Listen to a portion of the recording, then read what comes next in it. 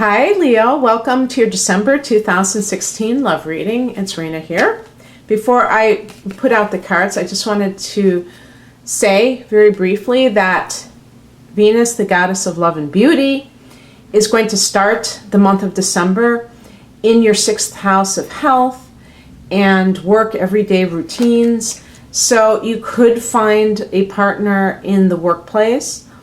It's also a great time to beautify yourself utilizing healthy routines, and that can make you attractive to a partner as well. And so then on the 7th of December, Venus is going into Aquarius. Now Aquarius is your opposite sign, so it's going to be the 7th house of long-term partnerships. So for those of you who are already dating, this could be the time when you, go to a deeper level where there is a great harmony for making a commitment to a relationship. And it can be like if, let's say, you're having trouble in a marriage or other, type of long-term commitment, this Venus there could actually just make things smooth the ruffled feathers and make things more harmonious. So that's nice. Do you notice the light here? You see, it's so kind of weird. It's kind of a weird light. It's kind of shining on the pyramid. And I don't know how this is going to look on the YouTubes, but so we'll see. Okay, so sometimes I like to just cut cards so then I'm not always, because I've been picking the same cards over and over again, and I'm sure that isn't due to bad shuffling. I think that's due to, just certain themes popping up. But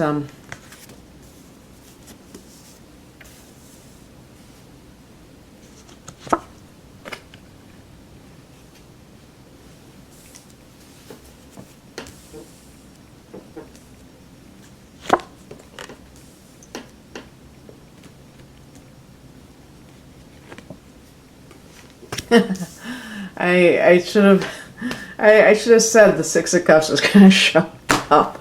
I don't know what is going on with that one. It's very interesting. There must be something very significant about it. Why it keeps showing up in almost every reading, even in private readings.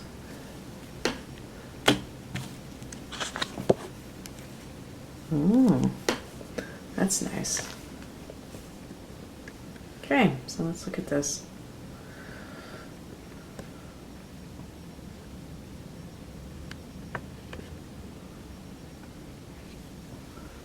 Probably can't even see the focus card, but I picked it first. The overall theme is the Hermit card. So this is a card of reflection, of going within, of not necessarily being the typical extroverted Leo that you are. This is a card associated with Virgo. And actually, I can't remember if I got a card for Virgo that represented Leo. So some of you may be dealing with Virgos. And I do have Pentacles kind of bookending that card that, indicate Earth energy around you. The Hermit, I think, though, is seeking wisdom, not just guidance. In other words, you can be seeking guidance. Okay, which job should I take? But it's not really that deep. And the Hermit card is about kind of searching your soul. Okay, so it could point to a much more thoughtful and spiritual time for you for some reason. There could be many causes why you would be in this state of mind, or it could simply be talking about a Virgo individual. Now, in the recent past, we have the Two of Pentacles. So this is a card of sometimes having to make a decision, sometimes kind of weighing your options. It could be about traveling. Maybe you're traveling for work, long distance. And in this particular instance, it could also relate to choosing between two people.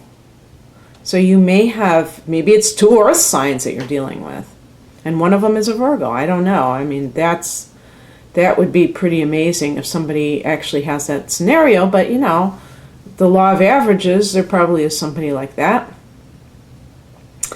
But I also think that it does, you know, it could have a career flavor to this. You guys are really career people, and it could be that you're debating whether or not to leave for a job or to stay with, you know, because you'll have to be separated from somebody. The other possible scenario is that you're so busy, you know, trying to keep your life afloat because you're just, you know, you have your irons and a bunch of fires that you really, maybe a relationship suffered because of it and now you're alone. And the Hermit card, maybe you were a workaholic. You know, I think Leos are workaholics, you know, a lot of them. And it's, we you know, we say something bad about it, but it really isn't. If you love what you're doing, it's not bad. The problem is that you have to realize that people may not want to remain with you because, you know, they want to have a more involved relationship. They don't want to just have somebody in name only. So as long as you're okay with that, you might be better off as a hermit if you're going to be married to your work. So, you know, it's very interesting. I just want to say, because this kind of crossed my mind or jumped into my mind as I was saying that this is for another sign, but somebody accused me of being wishy-washy because I wasn't nailing it down and saying, okay, this means this and that means that. Well, if you know anything about the Tarot, there are many interpretations. The Two of Pentacles doesn't have one interpretation. None of these cards do. And in all of your lives, all the Leos that are going to be watching this, how can I possibly nail your situation? All of you have different situations. So I'm just saying that as an aside. It's not really that big of a deal, but sometimes, you know, I say it's a general reading because it is a general reading, and that's why I say it could be this, it could be that. And, you know, even when I do private readings, I usually use the Tarot set in a secondary way instead of astrology, because astrology to me is a science. It has, you know, if you look at somebody's natal chart, you can see the themes of their life. You can see the concentration of planets in one house. And that gives you an idea of the kind of things that are, you know, most important to them. But the Tarot is very open-ended in that sense, you know. So I know, you know, different readers are different, and some people, they really, to me though, they're not really just interpreting the cards. They're kind of like channeling, and they're using it like tea leaves in that sense. So, you know, I know I'm not going to go too much into that, but I just think that there are many possibilities with that Two of Pentacles. But it could be that you're facing some dilemma, and then the energy coming in is the Three of Pentacles. Now this is a card. You see the person building. You know, this is you building on something. You know, career. You know, this could be you're building a career, and so you're busy, and that's just how it is. And you're kind of keeping to yourself because of that. So maybe some of you are single and you're like been working really hard, and now you're thinking, wait, what happened to my love life? And my answer to you would be, well, you know, you can't, you know, there's a myth of, you know, multitasking. I mean, sometimes one area consumes you, and it's just a matter of that's how it was, you know. But it could again have to do with earth sign individuals, or one individual, and there's three, so there could be three parties involved. This could be again talking about, you know, maybe you were trying to make a choice and you refused to make that choice, and now the three parties are, it's like it still continues. It still goes on. That's a possibility for a love reading, that you know, nothing has changed in that scenario if there are three parties involved. The other thing I want to say, and I think it's a good point to make, because I always kind of, try to catch myself.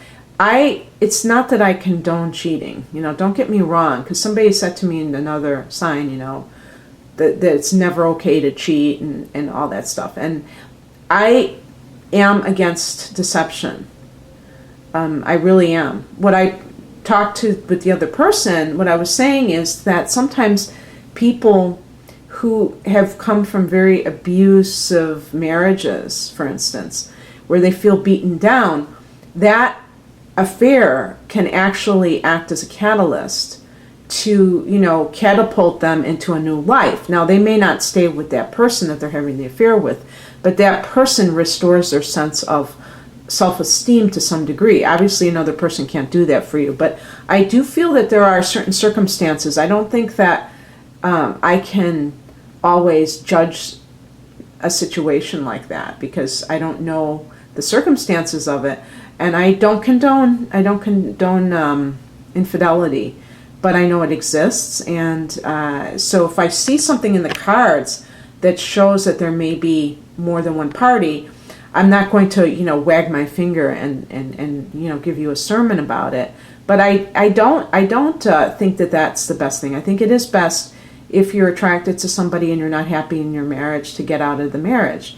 But it's easier said than done, obviously. And some people have a hard time, especially a Leo, because you're a fixed sign. You have a hard time, making change. So sometimes it's easier just to do something like that.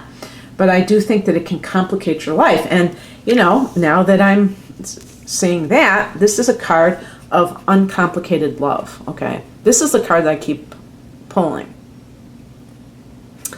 This is a card of childhood, of nostalgia. So I keep pulling it. Now, I'm pulling it in different contexts.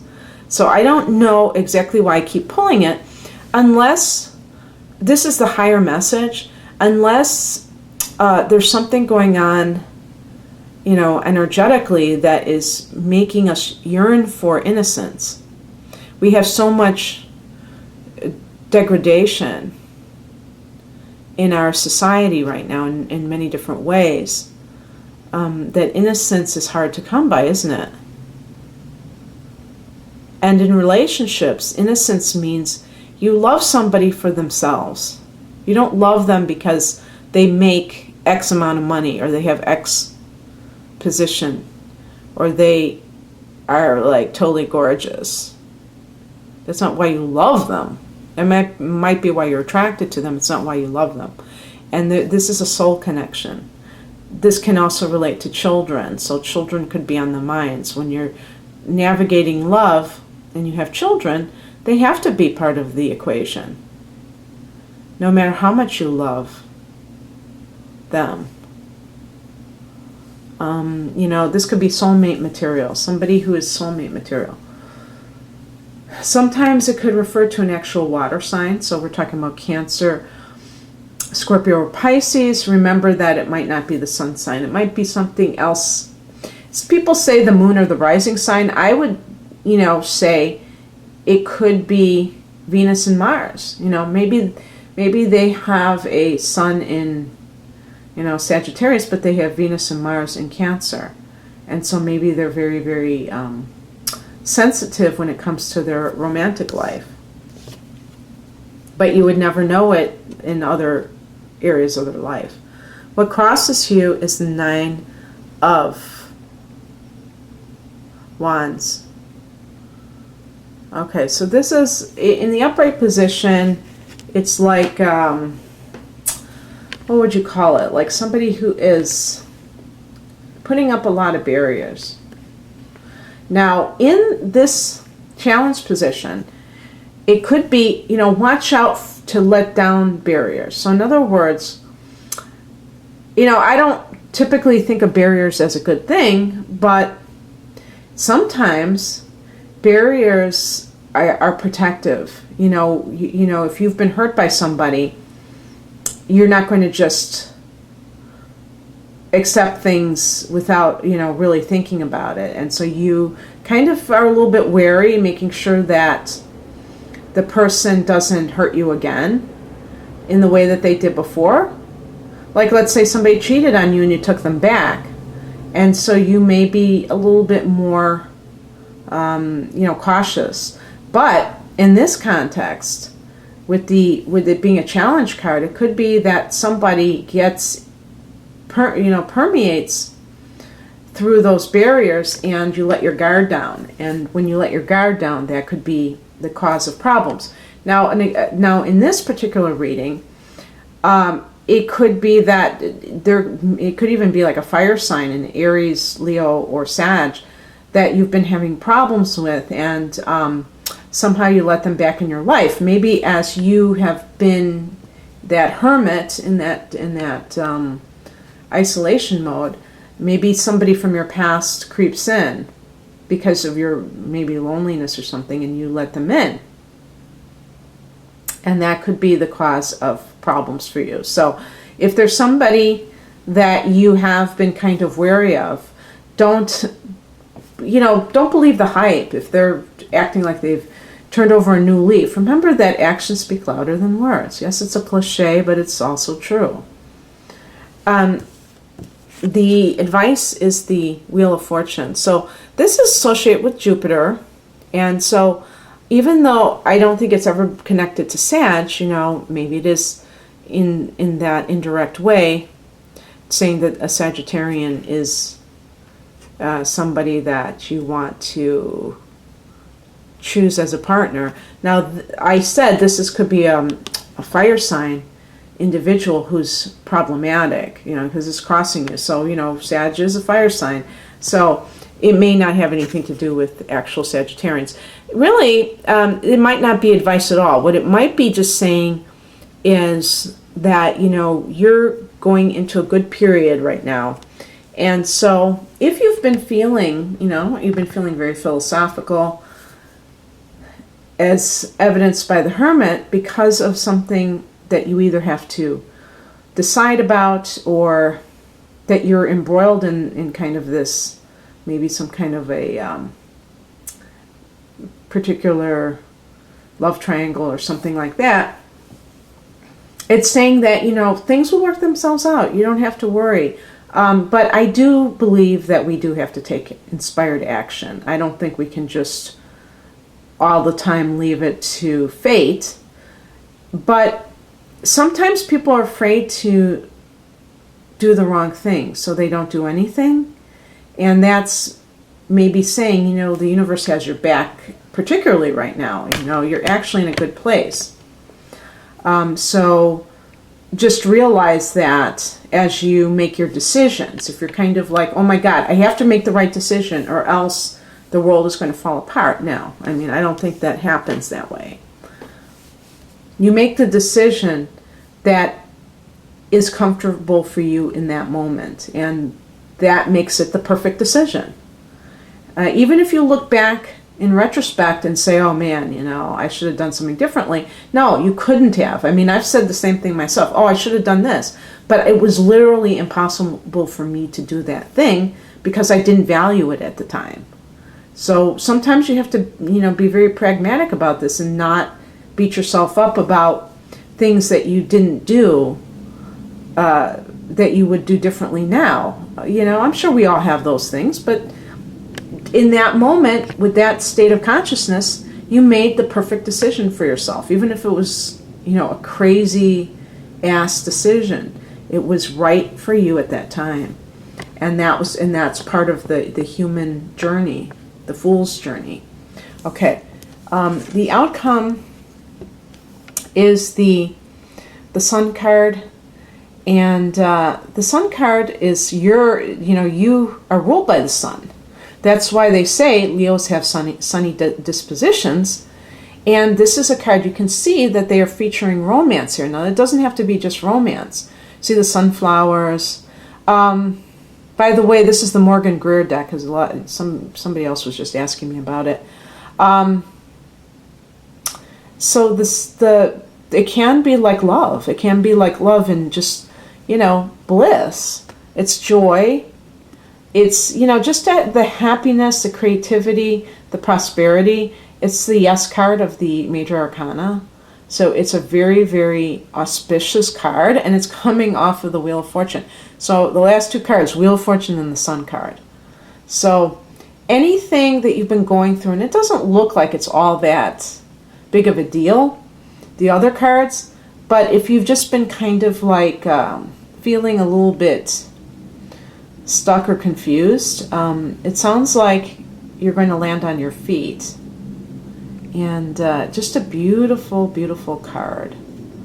And they say, you know, this is a yes-based universe. So whatever we want, the answer is yes. But we have to want good things, obviously. And if you're looking for love, you can find love. You know, it's a positive state of mind, too. So, wonderful. Wonderful. And actually, just in the general astrological transits, when there's energy in Sagittarius, that is your 5th house of romance. So the sun going in there, it'll be there in most of December. And, you know, some of those, probably Mercury at some point. That's, you know, and you've had Venus in there and Mars recently. So that's just really great. I mean, that's going to possibly bring a new romantic situation to you. So I hope you enjoyed this, Leo. If you would like a private reading where I do incorporate your natal chart with the tarot, then, and well, if you get like a natal chart interpretation, I just do the natal chart. That's an hour-long reading, but I have different types of readings. You can just go to my website, which is linked below. Otherwise, have a great December. Bye.